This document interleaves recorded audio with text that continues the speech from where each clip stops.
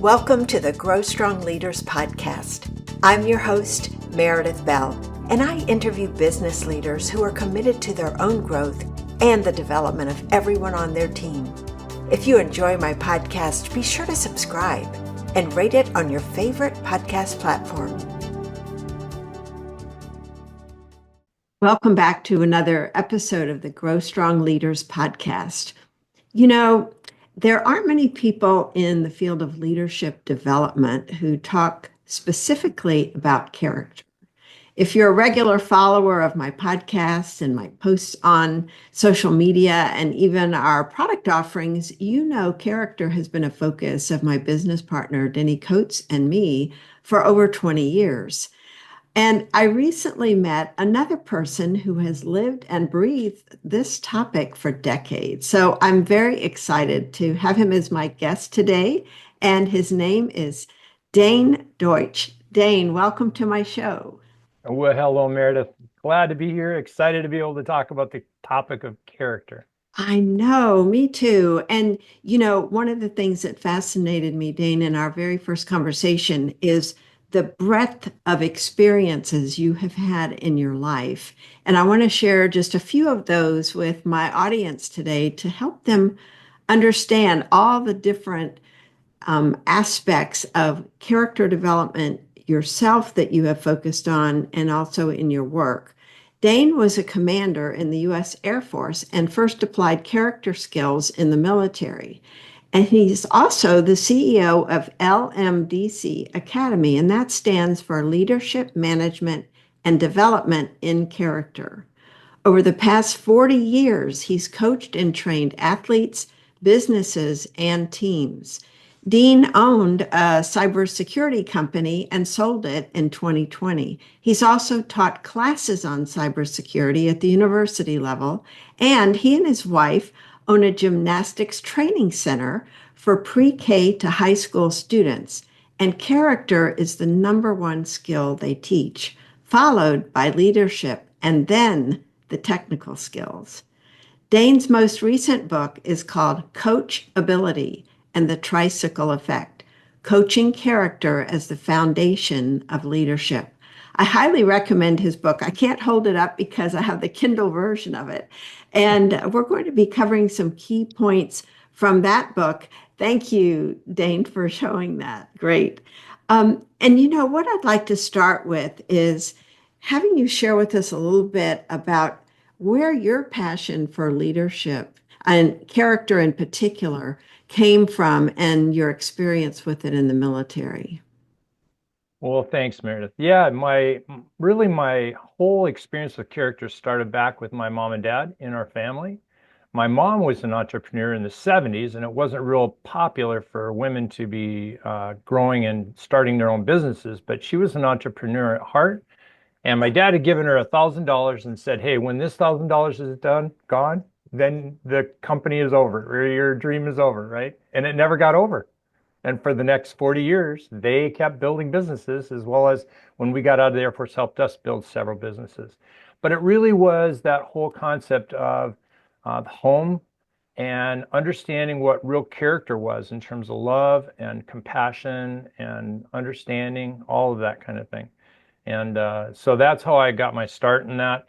And I just carried it through to the Air Force because my dad was military as well. So I was an Air Force brat. We traveled around. I grew up 4 years in Venezuela. And when I was 7 to 11. And so a lot of my formative years were really there in Caracas, Venezuela with my dad and mom and sister. And a lot of the things that I learned by different cultures, as well as in my family unit, helped me understand character a lot better, I think, at a younger age. So it was great. And because my dad was military, I carried that right into the military when I got in. And I remember one thing in particular he told me, which was really interesting. He said, Dane, don't ever forget that your people are your backbone. And so when I got to my third job in Turkey after 4 or so years, I was handpicked to run all of the IT for the whole country of Turkey in 1987. It was interesting because my chief came to me and said, you're going to be like the last chief of maintenance, or are you going to let us do our job? And I said, Chief, I said, here's the deal. My job is to take care of my people, and my people's job is to take care of the mission. So you take care of the mission, I'll take care of our people, and we're going to do great. And that's exactly what happened. I let them do their job. I didn't micromanage them. I spent a lot of time traveling to the remote sites. If they needed pool cues or ping pong balls or fix the sauna or better food, I was there to taste the food. If it wasn't good, we got it fixed.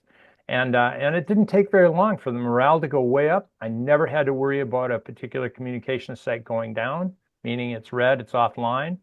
And so he took care of the mission. My people did a great job. They took care of the mission. I took care of them. And we were one of the best units in the Air Force in 1989. We won an award for that. But it was really based on the fact that I cared for my people. And care is one of those character skills. Very, very powerful. You can change the culture and engagement of your team in a heartbeat if you're incorporating character into everything you're doing. Mhm. Well, let's talk about the tricycle effect and your model. It's so easy to understand. It's such a great visual for people to absorb and where character fits into that. Yeah, so I tell people all the time that as adults, we're just big kids in reality, right? We're still the same personality we were when we were 3, and I can attest to that, having, coached thousands of athletes from the time they're 3 all the way, some of them until they're 18 and graduated from high school. The same personality is there. It's just different. We can hide it better. We can put up a facade. We can make it look different when we're older, but we're still the same person. However, character skills can be grown. Those are different. And so your personality isn't your character skills. It isn't your character. And I think a lot of people lose sight of that. But what I did was I tried over the years to talk about character. It was really tough without some type of image, right? I mean, we all can dream, we can all get this vision, we can all imagine things. And so it took me a while. I started with the 3-legged stool, which is static, right? It doesn't do anything. It doesn't go anywhere. There's one leg is not bigger or smaller than the other normally. And then after a while, one of my people said, you should really probably use a tricycle. That has the 3 things on it, but it would really work well for you, I think. So I started to develop that. And if you think of a trike, because all of us are big kids, we've all ridden trikes or big wheels when we were little, so we're all familiar with that. Immediately, it brings back emotions and, visions and, images of days gone by, right, when we were younger. And so I use the 3 aspects of the tricycle to help formulate this idea of leading with character skills first. So the big wheel on the front is called the character skills wheel. So if you think of a wheel, all of the spokes on that wheel are character skills like trustworthiness, respect, responsibility, fairness, caring, sympathy, empathy. Oh my goodness, I hear empathy as something people are just crying for in the medical field today, right? It's an amazing character skill that no one is really emphasizing, but when it's gone, people really miss it. So all of those are the character skills. The back 2 wheels, I call the competence wheels. So one is the technical and the other is the people skill wheel. People skills like leadership, teamwork, communications, right? Relationships. So if you're going to be able to build a good team, you need technical skills, but you also need good people skills, right? And together they form the competence wheels. And then the seat is the seat of courage. Courage to do the right thing at the right time for the right reason. In other words, it's all about making decisions. And so if you think about it, on a tricycle, the handlebars are connected to the front wheel and your pedals are connected to the front wheel. So you get your direction and your momentum in life from your character skills wheel because you're making decisions, choices in that seat of courage. So that's the tricycle effect in a nutshell. You know, you were the only other person I can ever remember talking to who called them character skills, because Denny and I also refer to them as skills. And I think we share the same idea about them. They can be developed, they're not static. In fact, one of the key things in your book was talking about, similar to what Carol Dweck talks about, the growth mindset versus the fixed mindset, that someone to be coachable around the character skills has to have that shared belief, I guess, that Yeah. this is something that is not static. It can be developed. And I would love for you to talk about, before we get into how you work with adults on this, thinking about your gymnastics training center and these young children you work with all the way through high school. Talk about some examples of how you lead with character in the way you work with them and what you're trying to instill in them as a part of them being a student with your center. Well, the same things we teach the students, the athletes in our gym, are a lot of the same things that I teach adults in my leadership classes. One of the very first things that I teach them, they'll come into the gym and they might come on a team, for instance, be new there. They might have their hands crossed, below their waist, or they might be like this, standing in line. Those are basically telling other people around they're uncomfortable. This is a new environment, maybe. They're just like a little unsure about what's going on. Sometimes there's some anxiety there. But when I start to teach them, I ask them to get into a power position. So now I'm asking them to put their hands on their hips instead of crossed in front like a fig leaf, right? Or like this so that they're afraid. Even if you're here like this sends one signal, right? Can you see that? My Mm-hmm. arms are crossed. But if I go like this, that sends a different signal. One is more inside, I'm closed, I don't want Mm-hmm. to talk. The other one is like, okay, I'm comfortable. I can speak, but I'm going to be cautious, right? I mean, you can read the language by the body from someone else outside. But at the same token, that same language talks to ourself. So when I get ready to speak on stage or when I feel a little anxious about something, as soon as I put my hands on my hips, my brain can no longer think negative thoughts or weak thoughts. It just changes the whole atmosphere of my brain. So, how we body posture is one of the first things we teach the kids in the gym. Make sure you're in a power position. When you're waiting in line, you should not have your hands down by your side or in front of you like a fig tree. They should be on your hips, waiting in that power position, right? So, that's just one example. The other one that we talk about a lot is self talk because we all talk mostly to ourselves all day long, don't we? And a lot of times we in the gym, we refer to those as monkeys, right? The monkeys come into the brain, they kind of run all over, they're thinking all kinds of different thoughts. There's no, it's kind of like Jumanji, the movie Jumanji with Robin Williams. They just run it all over, causing chaos. So until we can actually get them controlled, and only allow the thoughts we want to come into our mind, can we actually control our outcome as well. So as an example, on beam, if someone is doing, like, let's say a back handspring on a 4-inch beam, right? How do you get them to do that? There's some courage there for sure, but a lot of it is managing your self-talk. And so if they're up there and they're like thinking things like, oh, what if I miss my hand or whatever, or the coach says, don't fall, most likely they're going to fall, right? So we teach them other little phrases to be able to talk to themselves with, to put themselves in a position of power when they get on the beam and ready to perform or to practice. So those are just two. And we tell the kids, if you see the monkeys or you hear the monkeys coming in, you have to flip the script. Flip is a gymnastics term, right? It's kind of a slang gymnastics term, but we have to flip the script and make sure that you are thinking about where you want to go and what your outcome is, and not thinking about the thoughts that might be hindering you from getting there. A great example of that is I was on top of the bar one day on boxes, spotting one of my kids, and I'd been spotting her for weeks. And I give this story in my book, and she's doing this skill basically by herself. They start in a handstand, go under the bar, and go right back to a handstand. And I'm barely touching her. I said, "Can't you believe that you could actually do this? Because I'm not doing anything. You're doing the whole thing." Immediately, her response was, "That would be a lie." So one of the other things that we deal with in flipping this script is the kids first need to believe that they can actually do.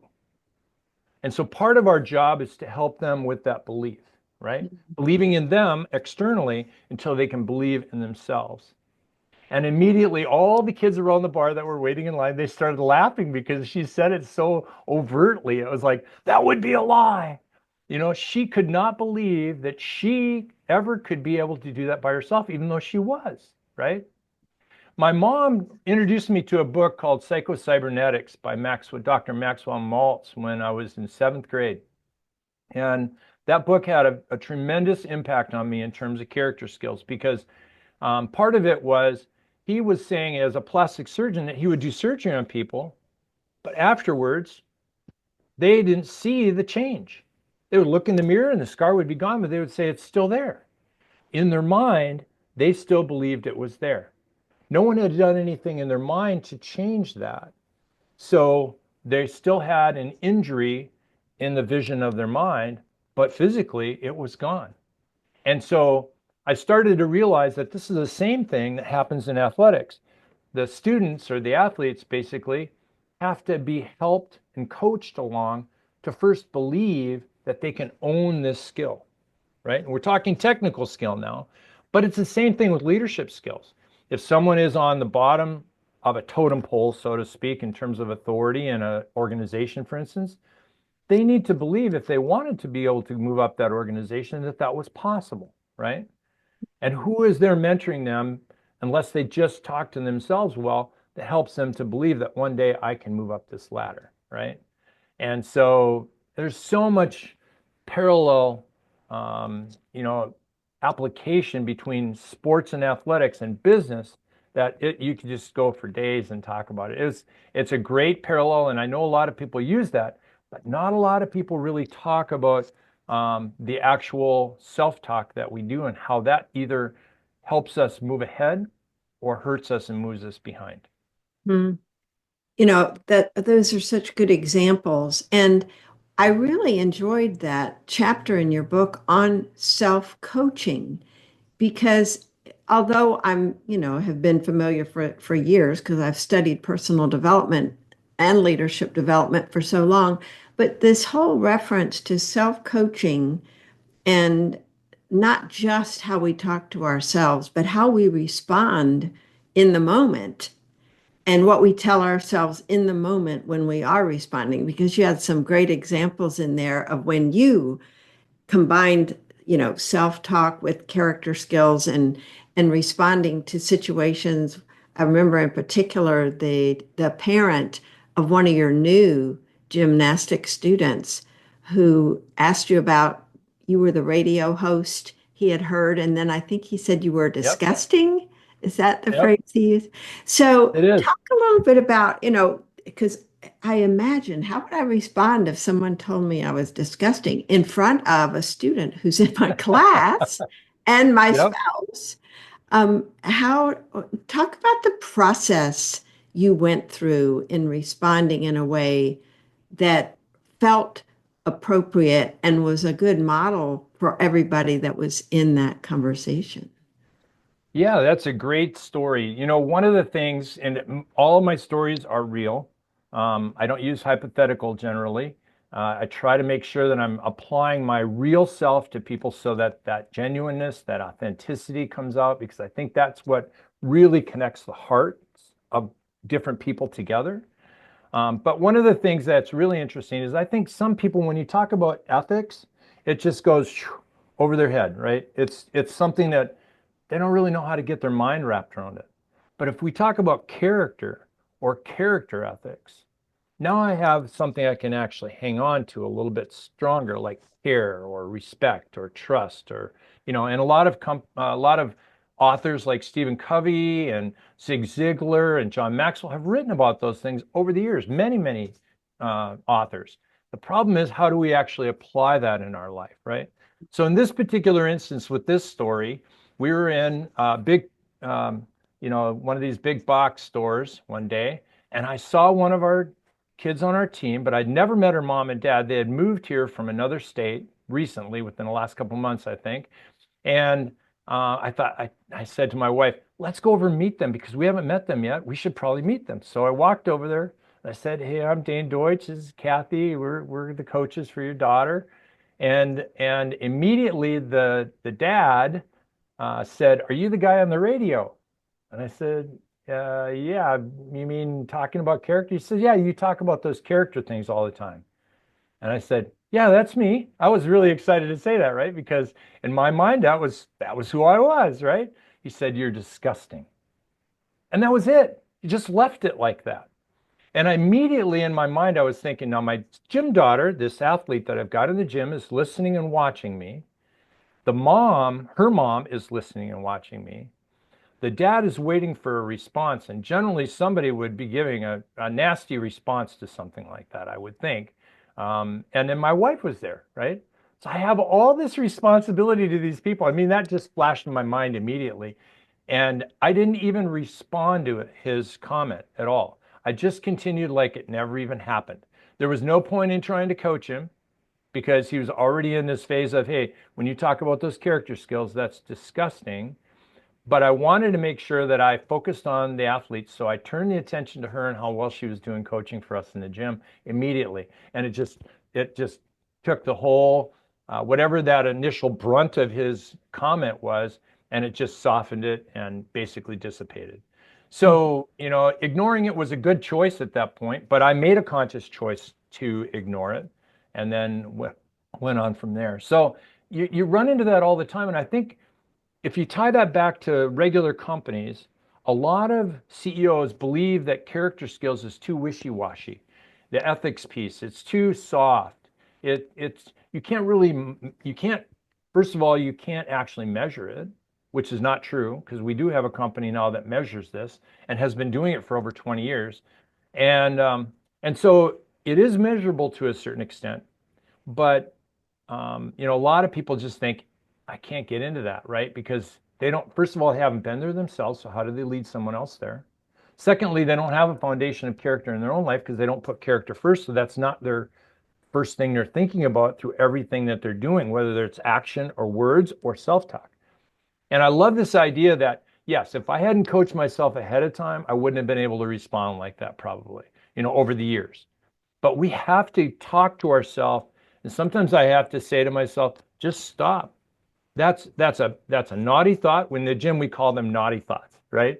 Negative self-talk is called naughty thoughts. So if somebody says, "Oh, that's scary," that's a naughty thought because in gymnastics, we don't want someone to be scared. So we don't want someone introducing a word scare, right? Even my wife came to me last night because one of my girls said it was scary because it was something outside the gym, but that was still a word in the gym. Oops, that's a no-no. So then I had to go back and tell her, yeah, okay, let's use a different word. Oh yeah, okay, that was complex or something else, right? So we flip the script again, right? But if you're not in the habit of playing those, and in some cases we play those as a game with the kids to keep it light and entertaining, but at the same time, they know it's serious because it's real learning that's actually taking place. So this one was hopefully a good example for the gym daughter. We call it the kids in our gyms, gym daughter or gym sons. And my wife and I are the gym pa and gym ma.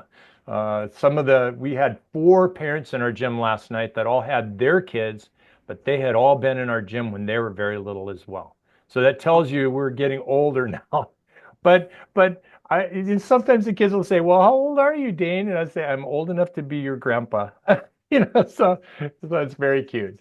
But if they look at, this whole idea of character as the foundation, you can respond to things really well that way and not have to worry about what's my reaction. I'm acting on something instead of reacting on something.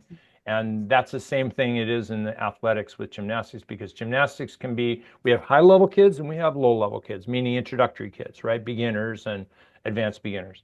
And every one of them has their own little journey, but they all have that journey in their mind to start with. And they first have to learn to coach themselves in their mind. And we call that the mind gym, right?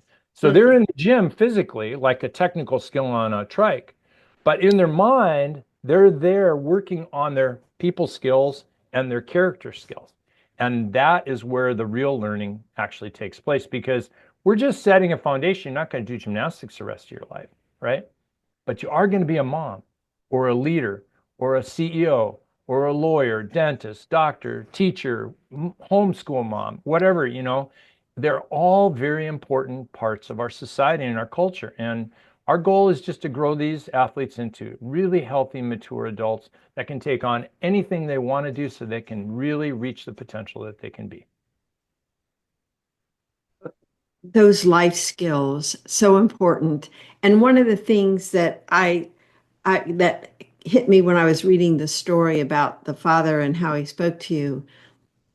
In that moment, if you had not been practicing healthy self-talk and practicing responding instead of reacting, it would have been much easier for you to fall into what a lot of people would do, which is react and start defending or justifying or questioning or challenging in a way that I got to defend myself here because we would feel threatened in some way by somebody saying something negative to us. So I think that that practice over time is what you're helping these young Yeah. people do, and what new leaders or employees need that kind of guidance from their own leaders in order to recognize where they are setting limitations for themselves.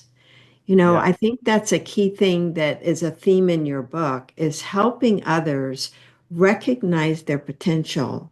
Because the other side of self-coaching, of course, is coaching others. And then the third aspect is being open to coaching yourself. What have you seen some of the most effective leaders do in coaching others? What behaviors do you see them exhibit, or attitudes do they bring? So let's jump back to this story for just one more moment here because I want to bring out the character skill humility. Ah, good. If you're not humble, even as a CEO, if you're not humble, people don't see authenticity and genuineness through the same lens, right?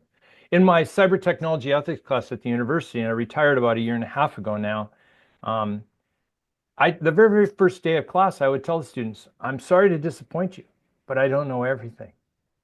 If I don't know something, I can't answer your question, I'll go find out and I'll bring it back to you, but I'm not going to snow you. I will just tell you I don't know, and I'll go find out and I'll bring it back. Fair enough? And I think that sets the tone for the entire semester that Dane is approachable. And being approachable is very, very important, I think, in terms of leadership today.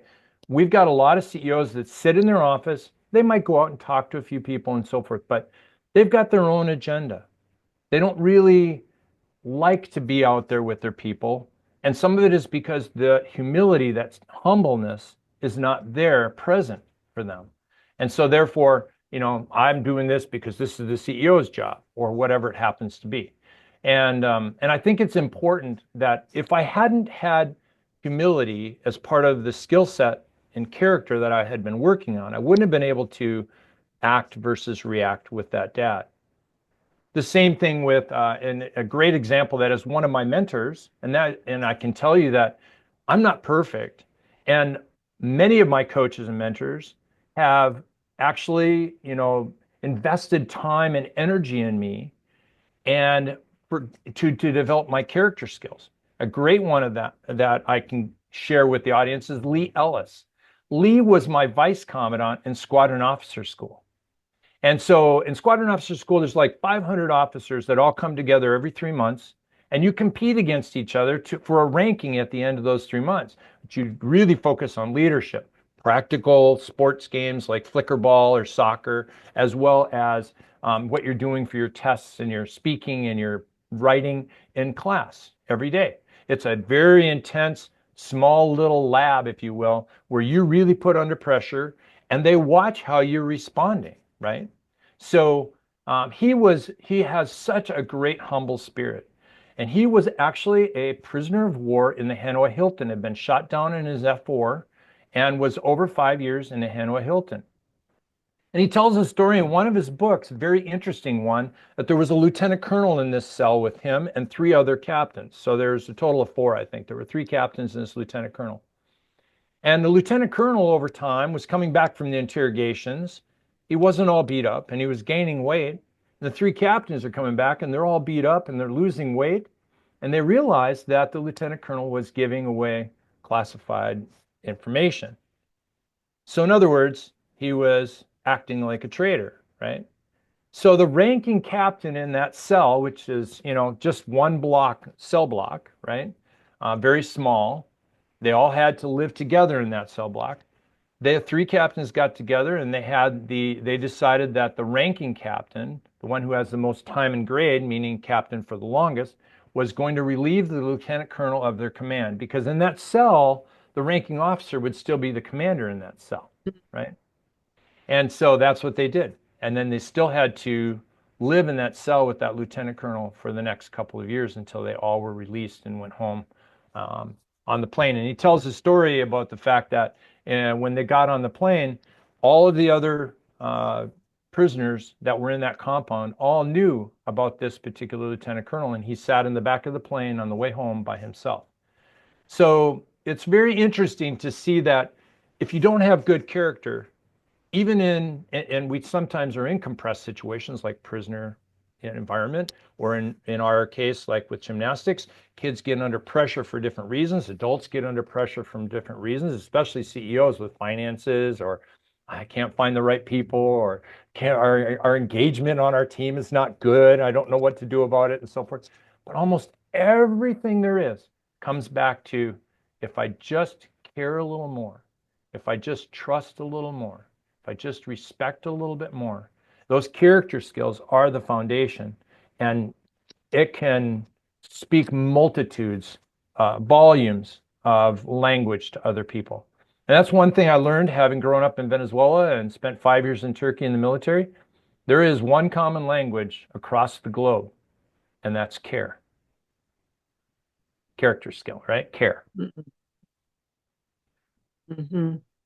Yeah. So it doesn't matter whether you're in a prison cell or in the sports arena or in the CEO business arena or you're just a home mom. Those are all, when I say just, I mean, it's an important skill, especially today with all the chaos going in the world. Those moms that want to go home and homeschool, I just applaud them. We've got so many homeschoolers this year, more than we've ever had. And I think that's because the moms are sensing this mother bear care, where I need to get my kids home in an environment I can control and protect them in and grow them up in a healthy way. They don't feel like the schools, all of the schools, of course, are not all encompassing here, but some of the schools are not doing a great job of really helping to grow the character skills, number one. But then secondly, they're not really feeling like they're getting a lot out of it, right? It's really interesting to listen to my kids on the floor when they're stretching at night. The homeschoolers talking to the public school kids. What'd you study in school today? Or, things like that. It's quite an interesting conversations because the kids know. The kids really do know what is of value and what isn't, just intrinsically. Because they're kids. They're just saying, kids say the darndest things, and you just learn so much. So, You gosh, do. Oh, I'm still learning from my kids in here. And I tell them all the time, my best teachers are my preschoolers. Because I'll tell them something like, straighten your arms. Well, they'll take their hands off of the bars and just straighten their arms, right? And let go of the bars. You have to be careful what you say to them because they're going to do exactly what you tell them to do, right? But that's yeah. what makes life rich and interesting and fun. Hmm.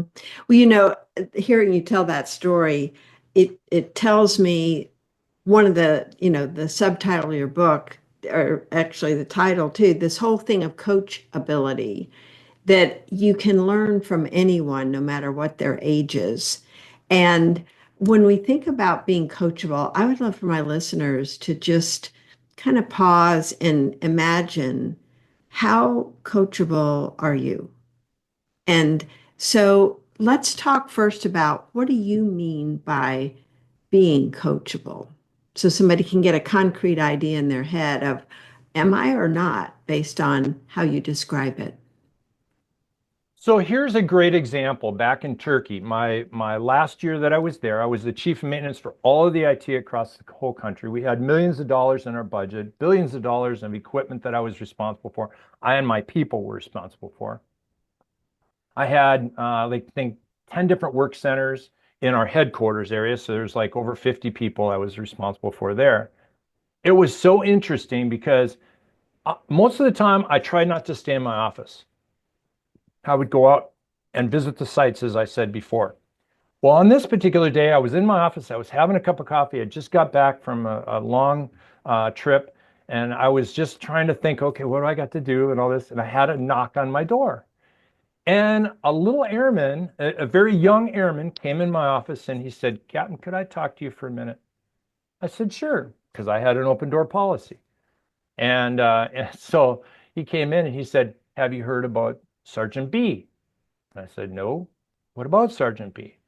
He said, here in Turkey, they don't have to actually, the landlords don't have to keep the heat on. They can turn it off anytime they want. There's no law that requires them to turn heat on for the renters. Sergeant B hasn't had heat for 2 weeks in his house, and it's been below zero, wind chills and that kind of thing. And his wife and his kids are coming to the base every day, and they just wander from commissary to the BX to the physical education building, take showers there, all that. But they're really struggling, Captain. And I said, you know what? Thank you for letting me know. Now I could have just let it go at that because I'm the officer, I'm the top of the chain, the food chain, so to speak, in the hierarchy, all the way at the top of the ladder. And I'm telling him, thank you very much. And I didn't tell him anything else. I just said, it's really great that you shared that with me. I appreciate that. And then he left. I didn't tell him I was doing anything. I didn't really know what I was going to do. Well, once he left, I started thinking, well, I can't just leave Sergeant B and his wife and kids in their cold house. So I went up to the commissary in the BX area. And in the BX, they had one kerosene heater left. And it was a big one. It was like $300. And I hadn't asked my wife. I said, I don't care. I'm buying it. So I bought the kerosene heater, bought a canister for kerosene, went down to the pumps and bought some kerosene. Then I had to figure out where he lived because I had no idea. He was living out on the economy somewhere. So I went and found out where he lived, drove out there. I had no idea if his wife was going to be there or not.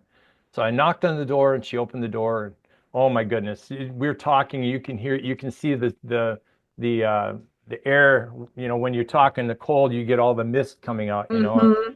And we're inside, and we're just talking like we're outside. It's the same temperature inside as it is outside. And the kids, they came to the door and they've got their arms around her legs and they've got conjunctivitis and some snot running down their noses, and it's like kids. And I was like, you know what? I'm Captain Deutsch. Your husband works for me. Is it okay if I bring this kerosene heater in and we warm up your house for you? And she didn't have a heater other than the heat the renter turned off, right? So, she said, yeah. I said, okay. So this heater had never been started up, so I'm thinking to myself, oops, I better be careful here because when I start it up, it'll have gas and all that. Let's open the windows, which seems a little weird, but we got to make sure that you have fresh air in here. We don't poison ourselves. So she did. I got it burning, got all the fumes out of the house, and then I left.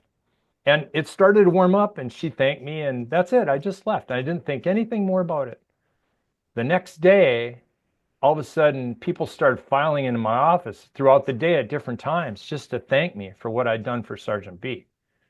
And I'm like, if I wasn't humble and I was thinking about my rank or I was thinking about my position, but I wasn't really humble enough to go down to the heart level with my people, I wasn't going to be able to help that person.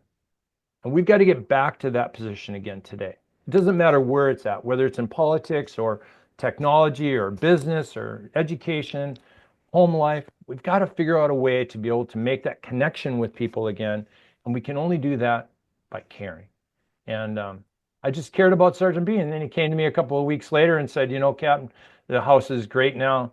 He never turned the heat on for a couple more weeks, so this is good that we had it. But he said, I want to pay you for that. I said, you don't have to. He said, no, I want to be responsible and pay for it. I said, okay, can we do it on payment system? I said, sure. So he paid it off before I left Turkey, but he didn't need to. I had done it just out of the pureness of my heart, right? And that's it. And I think that's the thing is people don't trust a lot of stuff anymore, especially now we have artificial intelligence. You don't know if that person's really talking to you or not. You make a phone call, you got a bot at the other end. Where is the humanity piece, right? Where's that humanness that connects us again, right? We have so many nurses in our gym now, and during the COVID era, a lot of them were being forced to take an injection, right? The vaccine. But they'll tell you, they'll be the first ones to say, hey, we're missing empathy. We don't empathize with the patients anymore. It's like we're just doing our job and we're making our quota and we're getting this done and we'll get this off our plate. But we've got to find a way back to connecting with each other's heart. That's the number one thing.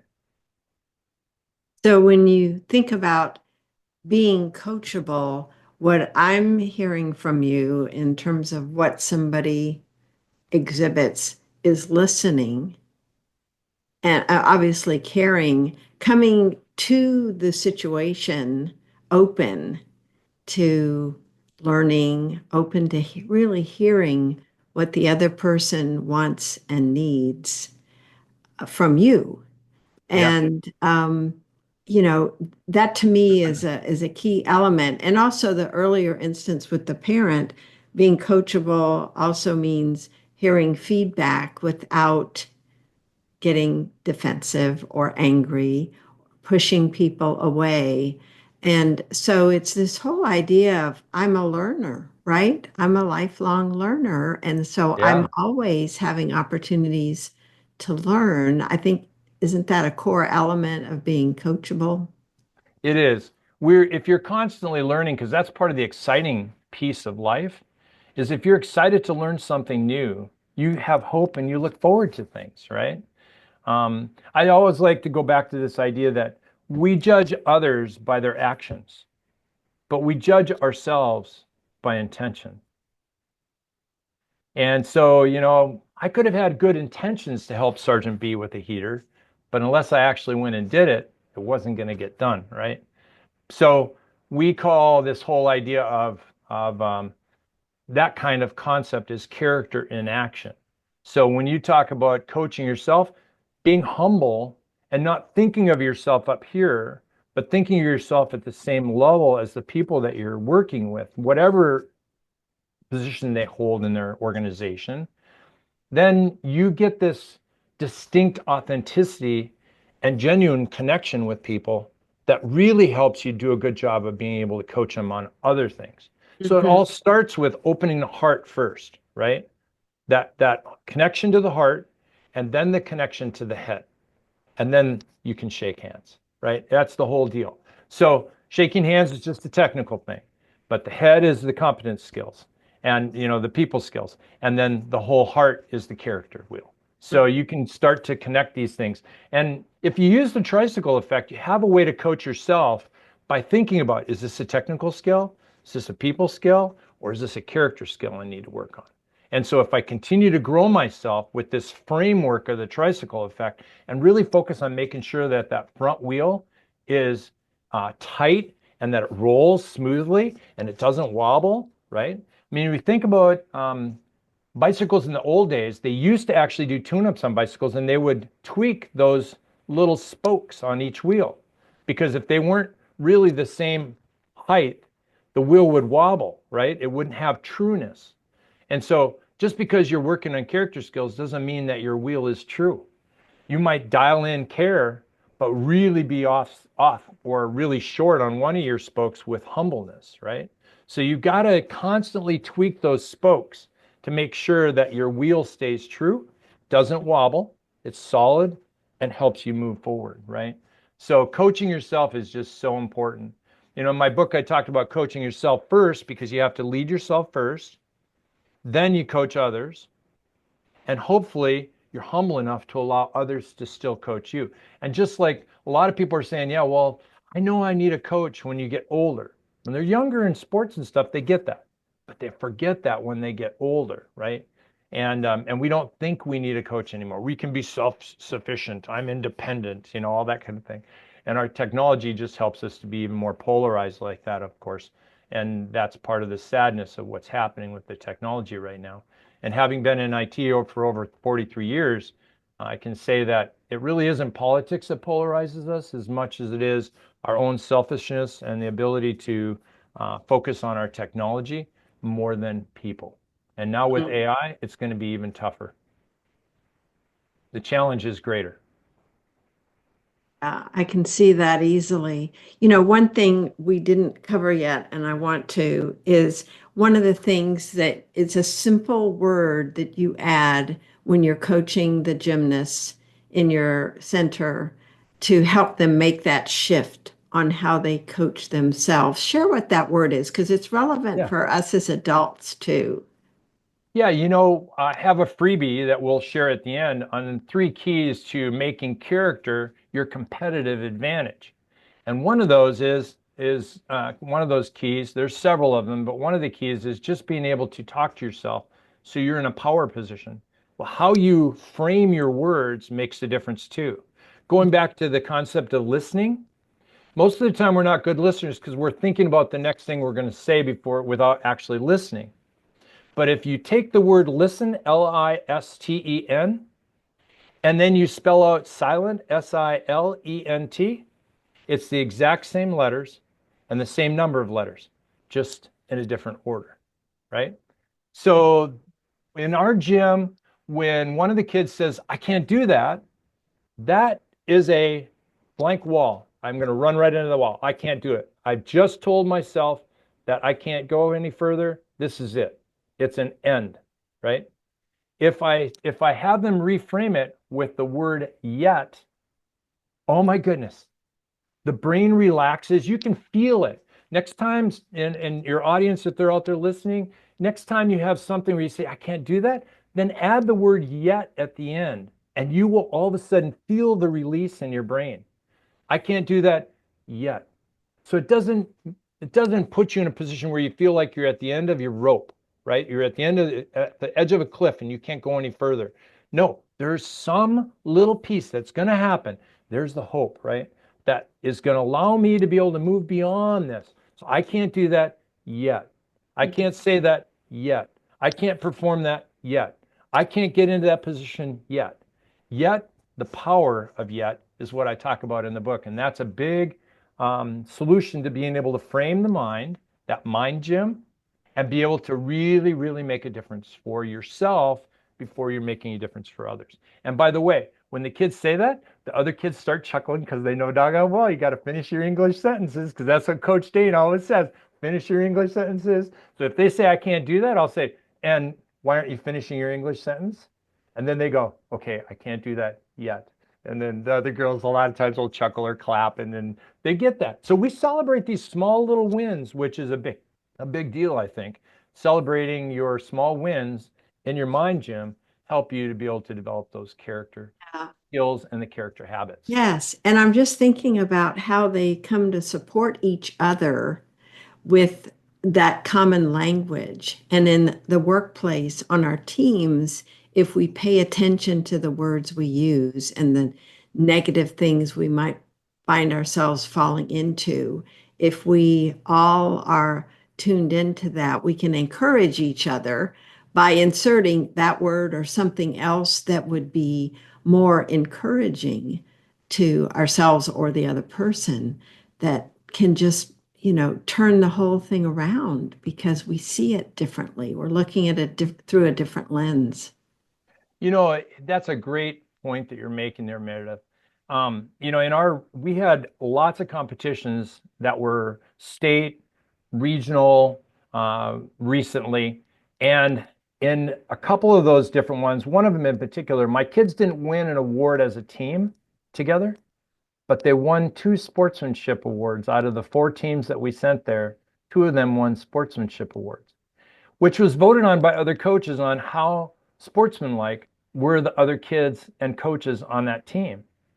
Are they encouraging? Are they helpful? Or are they just standoff? Well, when we got done with that, I made a big deal out of that in the gym with the kids because, hey, you won sportsmanship trophies and we brought those trophies home, right? It's a big deal. There's one right here, actually, right? So, it's a pretty powerful symbol for them that they did a good job with their character skills, right? That is a character trophy, basically, character skill trophy. So then when we went to another meet, one of the kids, one of my top kids, was competing, and there were three kids from another team, and the other three kids were kind of standoffish. And I said, okay, so we're going to go over and meet them now. And our kids all know that. We do that at the beginning of every meet. We went over and introduced ourselves, and then as the meet went on, their kids were encouraging my kid more and more because my kid had started encouraging them right from the beginning, right? And that carried through to regionals, which is the top kids from 7 states. This is the same gymnastics organization that puts out the Olympians, right? And I had no less than four different coaches come up to me at the end of each of our sessions and say, you know what? Your kids were amazing. My kids did better because of how your kids treated them. They saw the difference in the meet. But on one of those individual competitions, all my kids went over to give high fives to the other kids and introduce themselves at the very beginning. And I could see one of the coaches looking like they're out of the corner of their eye, like, what are you doing here? These competitors are not enemies. They're just competitors, but they're other human beings. And in my university class, I used to like to call them, I'd tell the students, we're not just human beings. We don't just exist. We're human becomings because we're constantly growing and learning.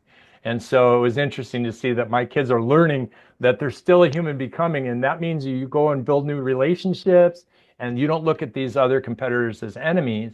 You look at them as just friendly competitors, and you're working to do your best. And if you can help them do better, you're going to do better. And so even though we didn't get an award for sportsmanship during the quote unquote regional competitions, it was enough. And I shared this with the kids that the coaches in those competitions recognized their behavior. They saw their character in action. And that's so powerful. How many companies out here today are actually leading with character first so that their people feel the empathy? They feel the compassion. They feel the forgiveness, the respect, the trust. And if we don't have that foundation of character skills, we can't coach ourselves very well. Therefore, we can't coach others very well either. And for sure, we're going to be one of those that's not humble enough to be coached by others either. So, pretty Phyllis, way powerful. to kind of round out our conversation. I just love what you shared there in that story, because think about as they grow up, the lessons they're going to carry over into their first jobs, into even dating. I mean, all these different Yeah. ways that the skills you're helping them develop now in terms of that, supporting other people will serve them so well in their lives. So Dane, I just love the work you're doing with these gymnasts, with every area that you've been involved with in your work as a university professor, as an entrepreneur. It's all fantastic. I want to ask you to share, how can people connect with you, get that resource you were referring to, get a copy of your book, and learn more about the work you're doing? Yeah, so if they go to Amazon or Barnes and Noble, you can get Coachability and the Tricycle Effect. I also have another book called The Tricycle Effect 2.0. That was my original one that I refreshed about a year and a half ago or so. So they can get the books there. If they go to lmdc.us, like United States, they can actually get that freebie right on the front page. There's a freebie there that they can download, so they don't even have to look very far. It's right there on the front page along with the book at the very top. And so I would encourage them to do that and really start to set a goal in your mind. Set a goal for how they can actually put character skills development as a priority in their life, the Mm. main priority, so they can have that foundation of character either. Because a lot of the audience out there, probably listeners, have never really considered that. Mm-hmm. Go to church to learn stuff like that, but in the workplace, in the sports place, oh yeah, everywhere, pervasive Mm-hmm. everywhere. We can actually permeate every aspect of our lives with character first. Oh my goodness, the world would be a different place. That's great. And I know, Dane, you're on LinkedIn because that's how we originally got Yeah, connected. yeah. So I would encourage people to connect with Dane on LinkedIn. He just has so many important things to say that just resonate with me. And I want to thank you for being my guest today and for the work you're doing in the world to make a difference and really stress the importance of character as that front wheel of the tricycle is the foundation that really guides everything that we do. It's been wonderful, Dane. Thank you. Well, thank you, Meredith. It's been a privilege and an honor to be able to serve you and Denny and your audiences. And so I hope this message resonates and we connect with the heart with lots of your audience. Thank you. Knowing my listeners, I'm sure it will, because that's why they listen. They're interested in growing themselves and growing others. So it was a perfect match. Thank you. All right. Strike on. Thanks for tuning into my podcast. Now head over to growstrongleaders.com and check out the powerful tools we've created to help leaders strengthen their character and communication skills. Until next time, I'm Meredith Bell.